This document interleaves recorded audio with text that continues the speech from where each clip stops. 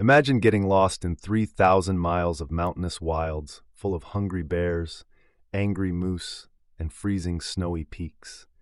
But sometimes, those aren't the worst things you may encounter out there, because in the Rockies, some very terrifying things lurk. These allegedly true scary stories from the Rocky Mountains will show you just that. Enjoy these stories. My two friends, Joanne, Jordy, and I, were hiking outside of Banff National Park. We were going up some mountain that belonged to the Rockies. I don't really remember which. We're all experienced outdoors. There was a little bit of snow underfoot at the time, but it was sunny and bright out. The mountain was real short, yeah, and we were aiming to set up a sleeping area on top. There it was, plateaued and flat enough to chill out for a night, but still high with a pretty view. We were probably 100 feet up the mountain when stuff started to seem out of the ordinary.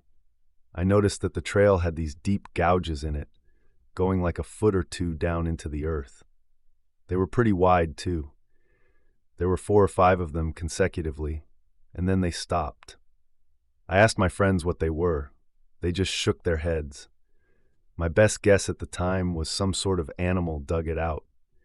But they were really big. Seemed dumb a bear would waste that much energy for something so pointless, and I couldn't think of anything else that had the size or power to do it. Plus, these markings must have been new too, because there was no snow at the bottom of them, despite the path being blanketed in it. Whatever. We kept on going.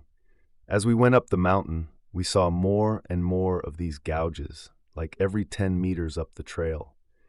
Given their frequency, we thought they may have been natural or part of some development process, but erosion didn't work like that. And what would park workers be doing all the way up here? The markings seemed to be too random to be man-made. Then we began to pick up on the smell. I don't know how to describe it other than mold. It smelled like mildew. Yeah, back when I lived with my parents, our house got flooded. The basement, anyway. The odor was sort of like that.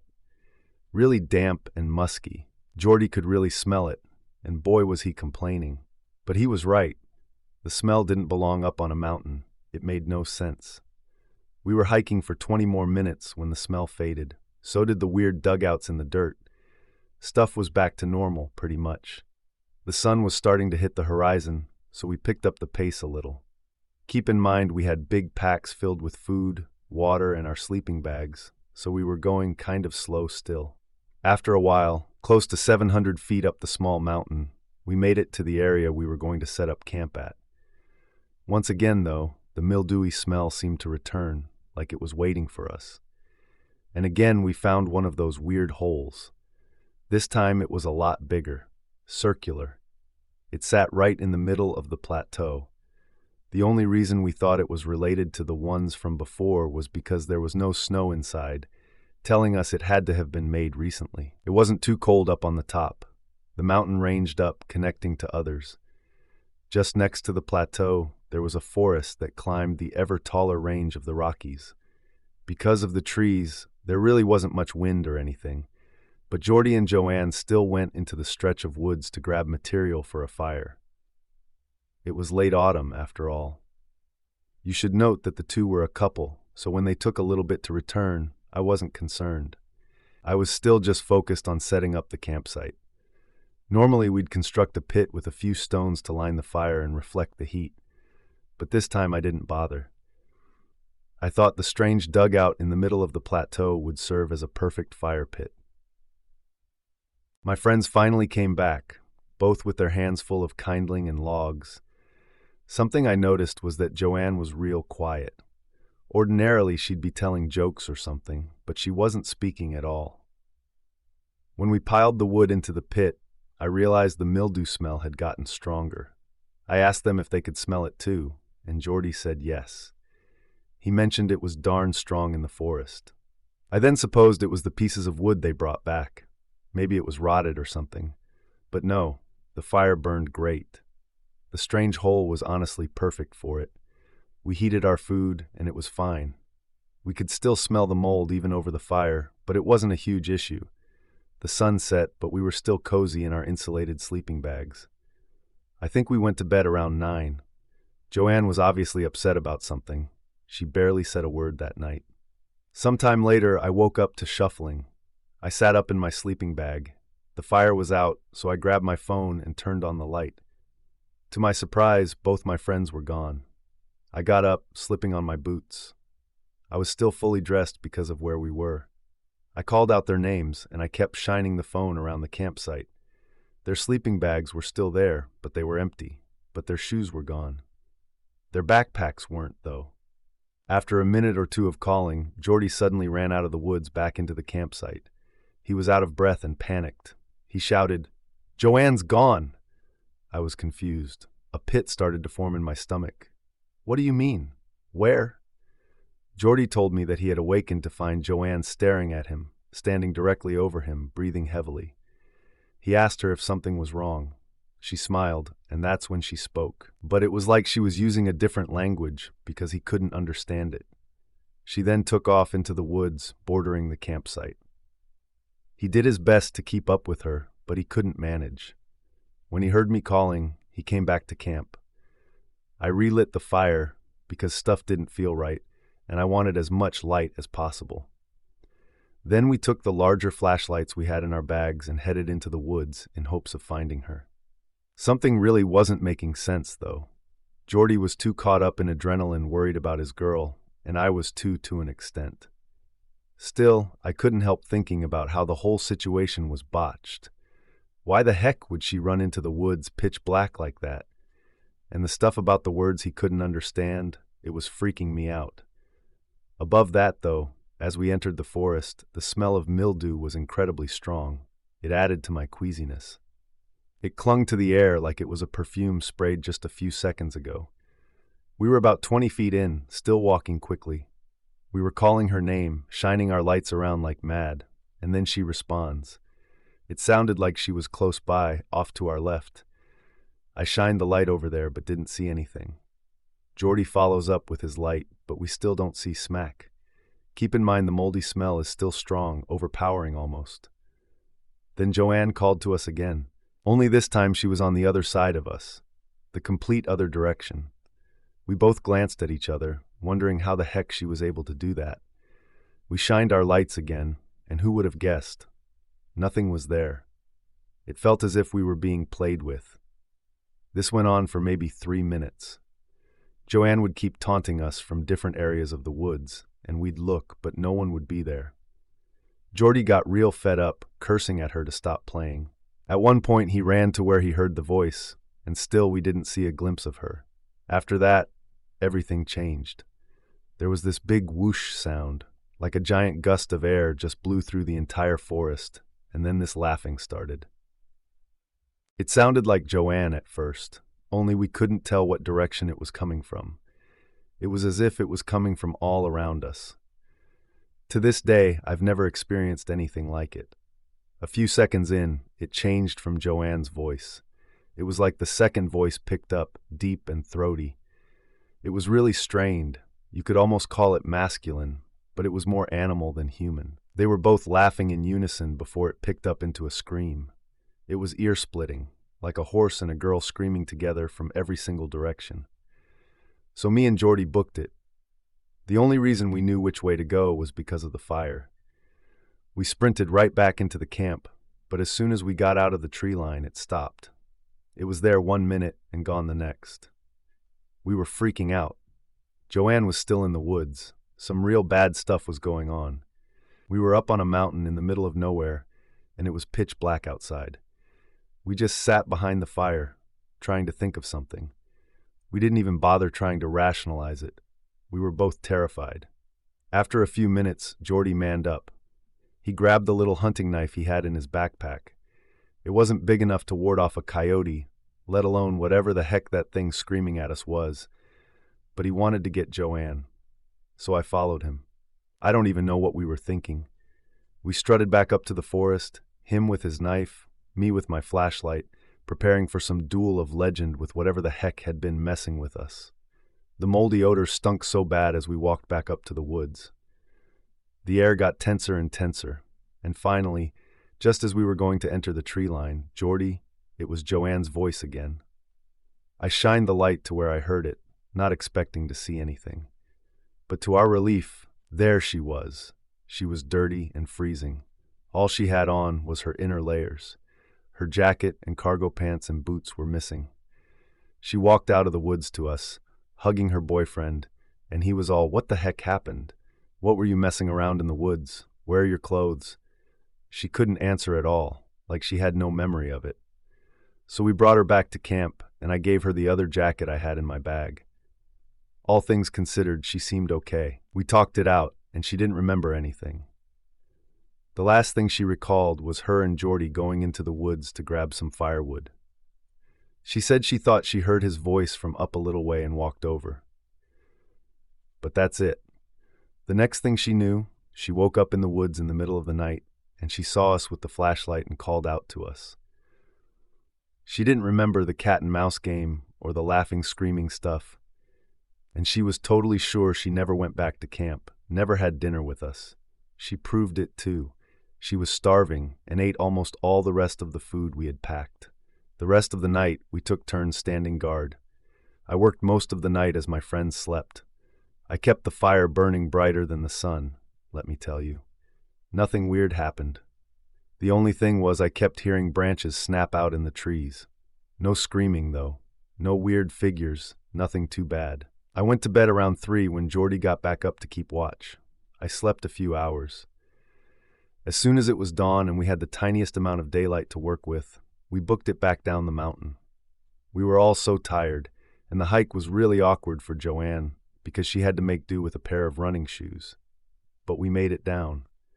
I can't say for sure what happened that night. Maybe Joanne was possessed, or maybe it wasn't even her at all. All I can think of is how quiet and alien she seemed to us that night as she ate and hung around the fire with us. There's one last note I'll end it on.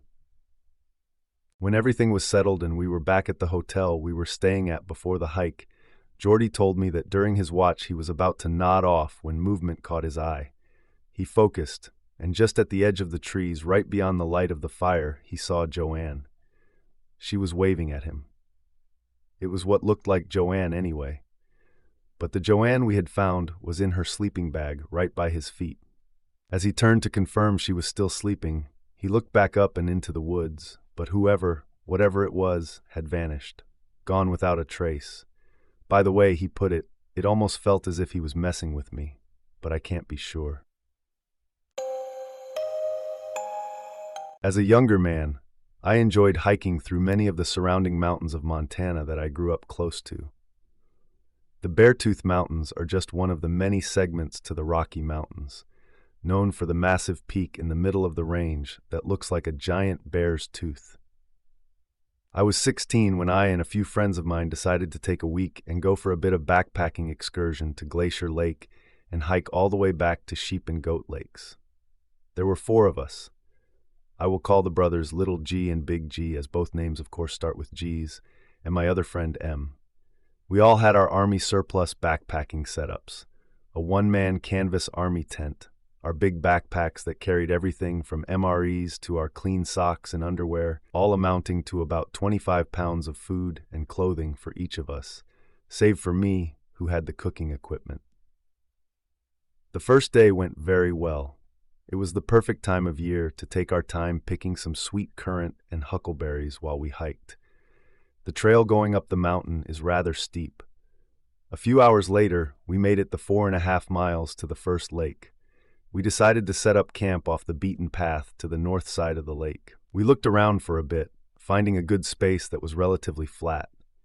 We pitched our tents as the sun dipped behind the mountain, and the whole valley behind us grew dark in its shadow. That night we broke out our favorite MREs, mine being chili with beans.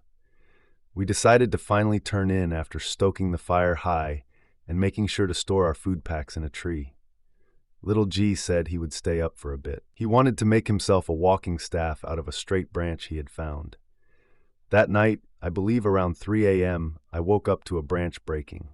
I listened for a moment, but I didn't hear anything. I then realized I had to pee really bad.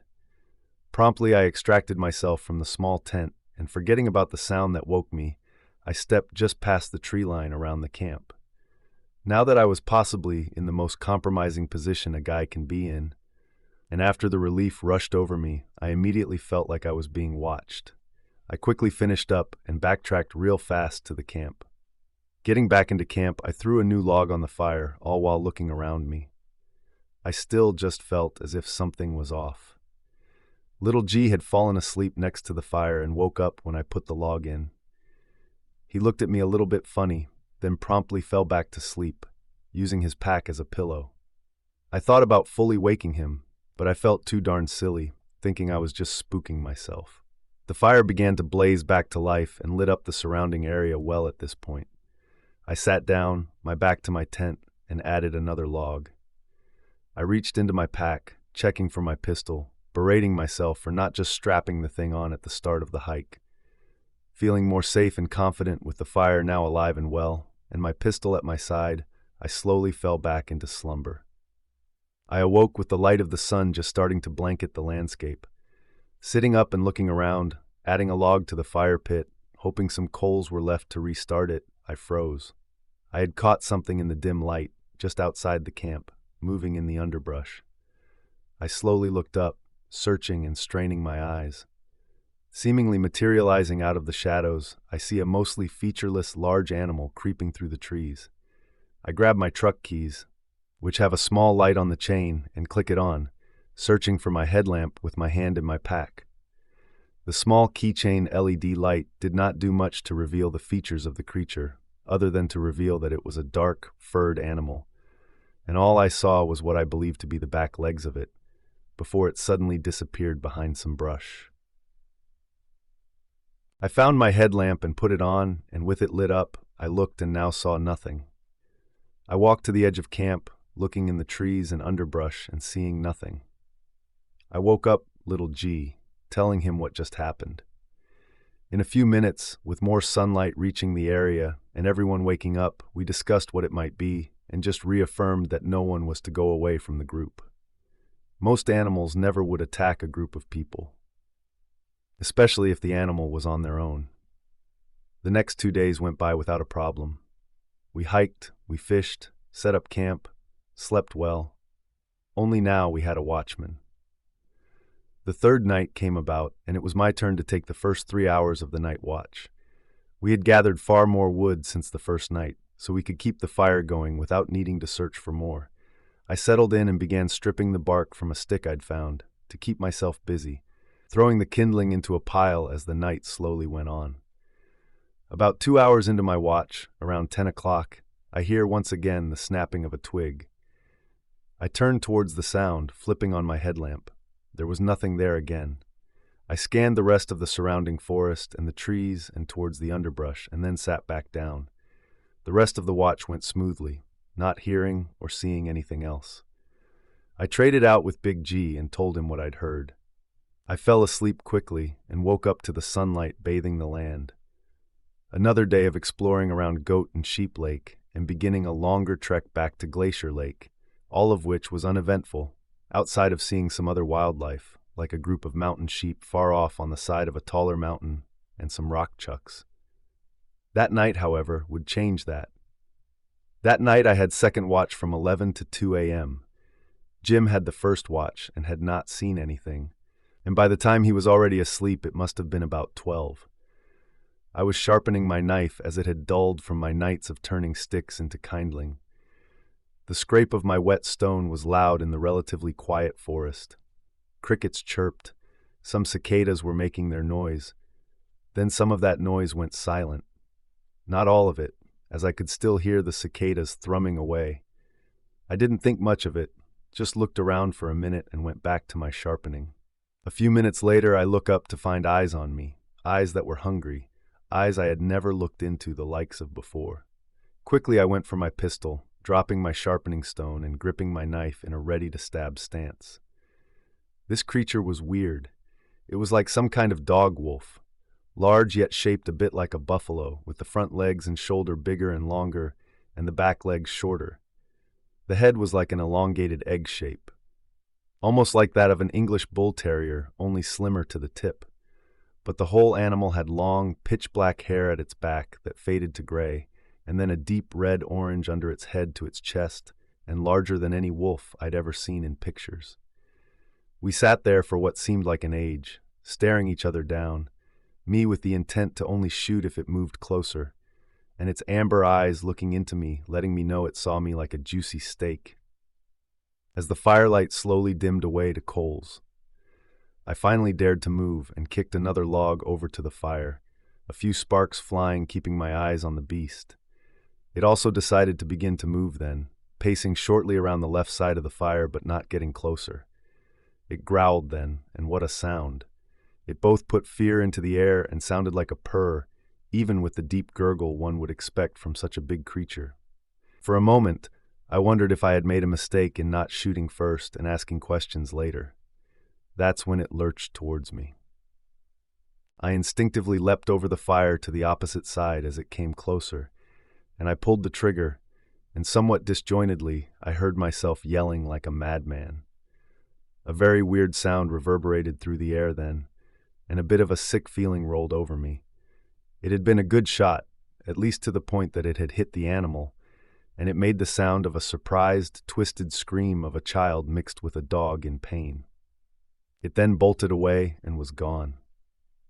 About this time, I turned to look and found that 2 of the 3 others had pretty much ripped themselves out of their tents, and Big G was struggling with extracting themselves in a panic from a sleeping bag like their lives depended on it, all of them cursing and looking at me like I was a crazed lunatic, questioning away about what the heck that was.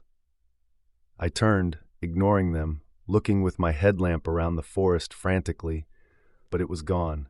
I finally got them all to be quiet by yelling, "Shut up!" I took one more look through the brush and forest around us. Looking to where I'd aimed to shoot, I found no blood. There was, however, a great amount of pine needles and dirt scattered everywhere, as though something had torn at the ground to leap away with all the force it had. Claw marks dug in deeply. The others joined me in looking at the spot, returning to their questioning, but more subdued. After telling them what I saw, we were all up the rest of the night. We packed up camp as soon as the dawn began to light up the area, and we left that mountain. We reported the account to a forest ranger I knew, and we never heard more about it. He said he didn't know what it could have been other than some wild dog, but through my own research, I have a feeling we had been followed for days by a very well-fed Shumka Warakin, a wild wolfhound species that many natives spoke of in their folklore. The translation being carrying off dogs, as this creature apparently specialized in the old days and coming into native camps and taking their dogs for a meal. I wouldn't say this creature, that is still classified as a cryptid, even though evidence has been clearly found of its existence, is any more dangerous than a wolf, though in my opinion it looks far more frightening.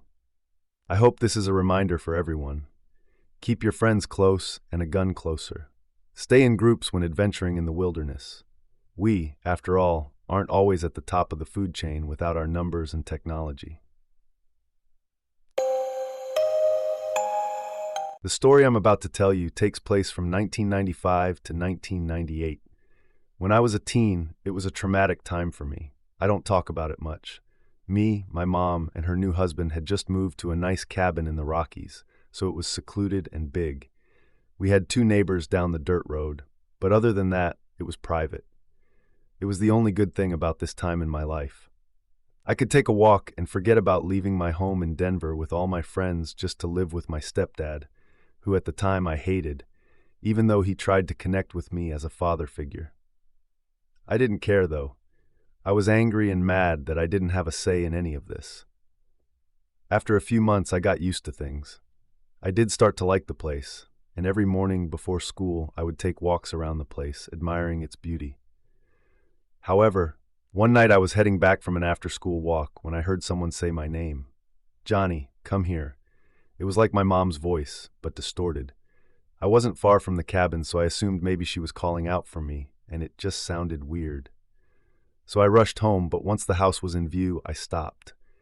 I noticed the sound was still going, and it was angry now. "Johnny, come here now." I knew then that the voice was not my mom's. It was too loud and strange. Just then, I could have sworn I heard crunching leaves behind me, but by the time I turned around, nothing was there. I ran off quickly. When I made it home, just in case, I asked my mom if she was yelling my name, but she said no. After that, I was shaken up enough and decided to not go too far on my walks for a while. A few weeks later, I began to explain away the incident. I soon felt brave enough to start walking my usual path again. Of course, this time I brought a large stick with me, and I would walk with my friend Brock, who lived down the road, as often as I could. One day, we were walking on the weekend. We were talking about school and hunting when we began to hear whispers. This frightened us, so we ran the rest of the way. We spent the rest of the evening playing my new PlayStation. Brock would be sleeping over. At dinner time, we started to eat dinner in the dining room. My dad was running late from work, so we ate without him. At one point, Brock whispered to me, "So, are we going to talk about those whispers?" My mom overheard, so we had to explain to her about these whispers we heard. When we were done, she seemed concerned, but we didn't talk about it. Soon we saw my dad's truck pull in. When he got out, I heard him say hello to me. The funny thing is, I wasn't even out there. I was confused. When he came inside and saw me, his heart dropped. He looked at me and looked at the door and opened it and screamed. He explained that he saw a figure at the basketball hoop in our front yard, and he thought it was me. He was very much shaken up about it. When I looked out there again, I saw it running away, he explained.